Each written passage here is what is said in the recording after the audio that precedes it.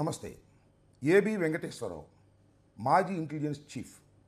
చంద్రబాబు నాయుడు గారు ముఖ్యమంత్రిగా పనిచేసిన 5 సంవత్సరాల పాటు ఆయన ఇంటెలిజెన్స్ చీఫ్గా ఉన్నారు. ఇంటెలిజెన్స్ చీఫ్గా ఉండటమే కాదు, ఒక రాజకీయవేత్తగా వ్యవహరించారు. పార్టీ ఫిరాయింపుల్లో చక్రం తిప్పినటువంటి వ్యక్తి. చంద్రబాబు నాయుడు గారికి అత్యంత సన్నిహితుడిగా పేరు పొందినటువంటి వ్యక్తి ఏబి వెంకటేశ్వరరావు గారు. జగన్మోహన్ రెడ్డి గారు అధికారంలోకి వచ్చిన తర్వాత ఆయన మీద వచ్చినటువంటి ఆరోపణల మీద విచారణ చేయడం కోసం వారిని సస్పెండ్ చేశారు. చాలా కాలం సస్పెన్షన్లోనే ఉన్నారు. జస్ట్ బిఫోర్ రిటైర్ అయ్యే ముందు పోస్టింగ్ వచ్చింది, రిటైర్ అయ్యారు. ఆయన ఇవాళ ఒక కొత్త అవతారం ఎత్తారని ప్రకటించారు. ఎక్కడ ప్రకటించారంటే అమలాపురంలో ప్రకటించారు. అమలాపురం ఎందుకు వెళ్ళారంటే ముమ్మిడివరంలో ఉన్నటువంటి శ్రీనుని పలకరించడానికి వెళ్ళారు. ఎవరు ఆ శ్రీను? శ్రీను అంటే 2019 ఎన్నికలకు ముందు జగన్మోహన్ రెడ్డి గారి మీద విశాఖపట్నం ఎయిర్పోర్ట్లో కత్తితో దాడి చేసినటువంటి వ్యక్తి శ్రీనివాస్. ఆ శ్రీనివాస్ను హఠాత్తుగా పలకరించడానికి వాళ్ళు ముమ్మిడివరం వెళ్ళారు. పలకరించడానికి, పరామర్శ చేయడానికి వెళ్ళారా, లేకపోతే ఆ వంక మీద అక్కడ ఒక ప్రెస్ మీట్ని పెట్టి జగన్మోహన్ రెడ్డి గారిని విమర్శించడం కోసం వెళ్ళారా అనేది కొద్దిగా ఆలోచిస్తే ఎవరికైనా అర్థమవుతుంది. మీకు తెలుసు కదా, జగన్మోహన్ రెడ్డి గారు పాదయాత్ర నుంచి కోర్టుకు వస్తున్నటువంటి సమయంలో ఎయిర్పోర్ట్లో 2018లో దాడి చేసి గాయపరిచిన వ్యక్తి శ్రీనివాస్. దాన్ని ఎల్లో మీడియా అలాగే ఏబి వెంకటేశ్వరరావు గారు అది కోడికత్తి దాడి అని ప్రచారం చేస్తూ వచ్చారు. ఈ దాడి జరిగినప్పుడు కూడా ఏబి వెంకటేశ్వరరావు గారు ఇంటెలిజెన్స్ చీఫ్గా ఉన్నారు. అసలు ఇంటెలిజెన్స్ చీఫ్ గారి కుట్రలో భాగమే ఈ దాడి కూడా అని ఆ రోజుల్లో ప్రచారం జరిగింది. అలాంటి శ్రీనివాస్ని వెళ్ళి పలకరించారు. పలకరించి శ్రీనివాస్ చేసింది తప్పేనన్నారు.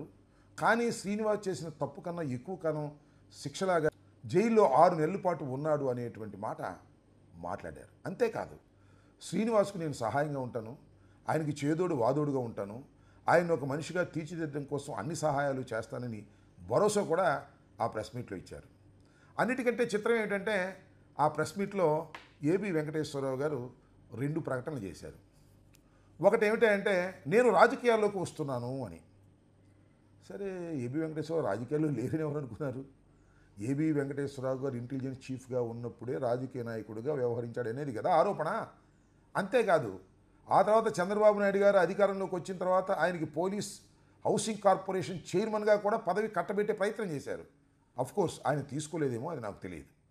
కాబట్టి ఆయన ఆల్రెడీ పరిపూర్ణమైన రాజకీయ నాయకుడిగా వ్యవహరిస్తూ ఇవాళ శ్రీనుని పలకరించడానికి వెళ్ళినప్పుడు నేను రాజకీయాల్లోకి ప్రవేశిస్తున్నాను, నేను రాజకీయ అవతారం ఎత్తుతున్నాను అని చెబుతూ జగన్మోహన్ రెడ్డి గారి మీద ఘాటైన విమర్శలు చేసేటటువంటి ప్రయత్నం చేశారు.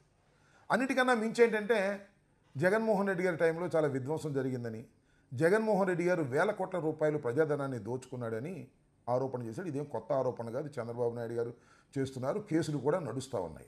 వైఎస్ జగన్మోహన్ రెడ్డి గారు, ఆయన పార్టీ, ఆయన చేసేటటువంటి రాజకీయాల శైలి, రాజకీయాలు అందరూ చేస్తారు కానీ ఆయన రాజకీయాల శైలి సమాజానికి చాలా పెద్ద ప్రమాదకరమని నేను భావిస్తున్నాను. గత 5 సంవత్సరాల్లో జగన్మోహన్ రెడ్డి గారు, ఆయన పార్టీలోని వ్యక్తులు చేసినటువంటి విధ్వంసాన్ని మనందరం కళ్ళారా చూసాం. ఆర్థిక విధ్వంసం, రాష్ట్రం తిరిగి కోలుకోవడానికి చాలా కష్టపడాల్సి వచ్చినటువంటి పరిస్థితి కలగజేసినంత స్థాయిలో విధ్వంసం జరిగింది. అయితే జగన్మోహన్ రెడ్డి గారు మళ్ళా తిరిగి అధికారంలోకి రావడానికి వీల్లేదు.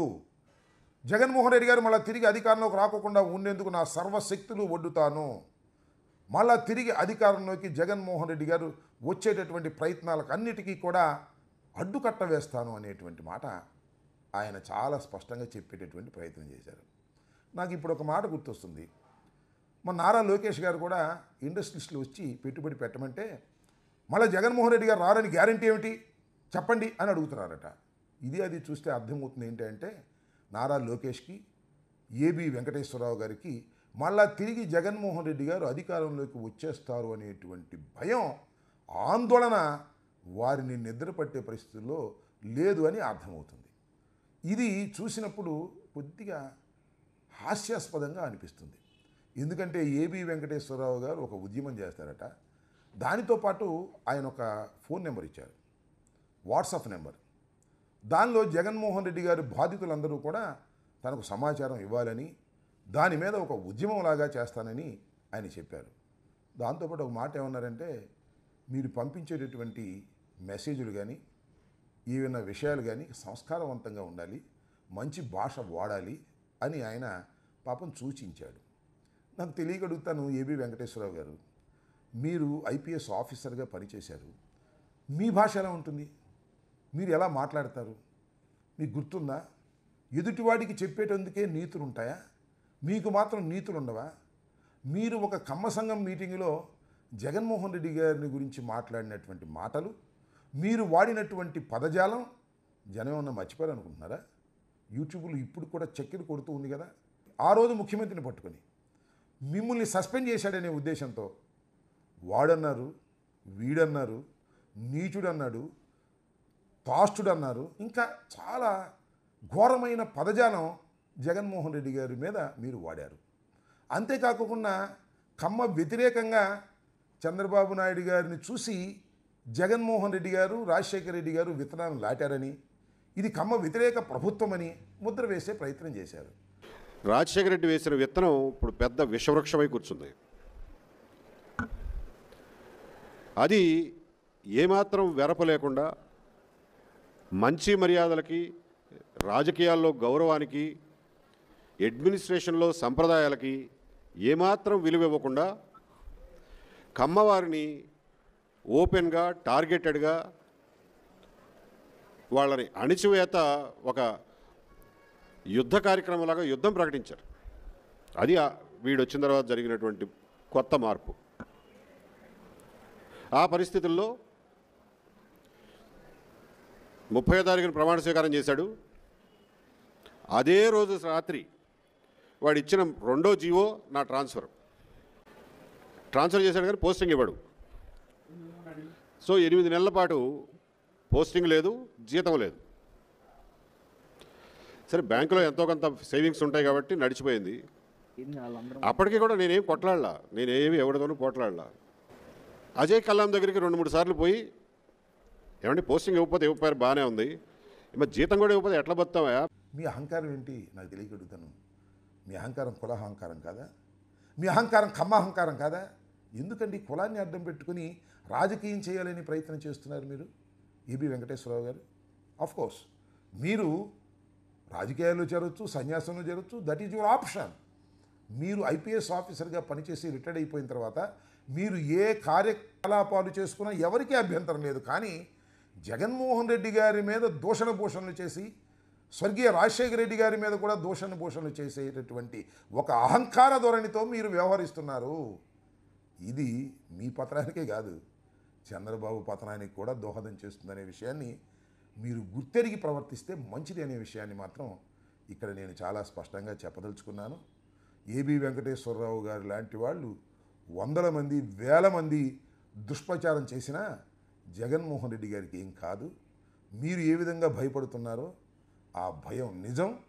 జగన్మోహన్ రెడ్డి గారు తిరిగి మళ్ళా ఈ రాష్ట్రంలో అధికారంలోకి రాబోతున్నారు. కారణం ఏంటంటే ఈ 11 మాసాల్లో తెలుగుదేశం పార్టీ కూటమి ప్రభుత్వం చేసినటువంటి అరాచకాలు, ప్రజా వ్యతిరేకమైనటువంటి నిర్ణయాలు, సంక్షేమ కార్యక్రమాలు అమలు చేయటంలో విఫలం, ఇవన్నీ కూడా జగన్మోహన్ రెడ్డి గారిని మళ్ళీ గుర్తు చేస్తున్నాయి. జగన్మోహన్ రెడ్డి గారు ఉన్నప్పుడు చక్కగా అన్ని సంక్షేమ కార్యక్రమాలు జరిగాయి, మేము ఆనందంగా ఉన్నాము, అనవసరంగా జగన్మోహన్ రెడ్డి గారిని పోగొట్టుకున్నాము అనేటువంటి భావనలో ఇవాళ పేద, బడుగు, బలహీన వర్గాల ప్రజలు ఉన్నారు. ఎప్పుడు ఎన్నికలు వస్తాయా, ఓటు వేద్దాం, జగన్మోహన్ రెడ్డి గారిని మళ్ళీ ముఖ్యమంత్రిగా చేసుకుందామని అనుకుంటున్నటువంటి విషయం మీరు గ్రహించగలిగినందుకు సంతోషం. మీరు తలకాయ కింద కాళ్ళు పైన పెట్టి తపస్సు చేసినా జగన్మోహన్ రెడ్డి గారిని మీరేమీ చేయలేరనే విషయాన్ని దయచేసి తెలుసుకోండి. కమ్మ అహంకారంతో ఇష్టం వచ్చినట్టుగా మాట్లాడి చంద్రబాబు కూడా నష్టం చేసే కార్యక్రమాలు చేయకండి, అది మంచిది కాదని ఒక ఉచిత సలహా. పాటిస్తారా లేదా? ఎలా పాటిస్తారులే, ఐపీఎస్ అధికారులుగా పనిచేసినటువంటి వ్యక్తులు, మేధావినని మీరు అనుకుంటున్నటువంటి వ్యక్తులు, మీరు మేధావులు కాదు, కేవలం అహంకారంతోనే మీరు మాట్లాడుతున్నారనే విషయాన్ని దయచేసి మర్చిపోవద్దని విజ్ఞప్తి చేస్తున్నాను. ధన్యవాదాలు.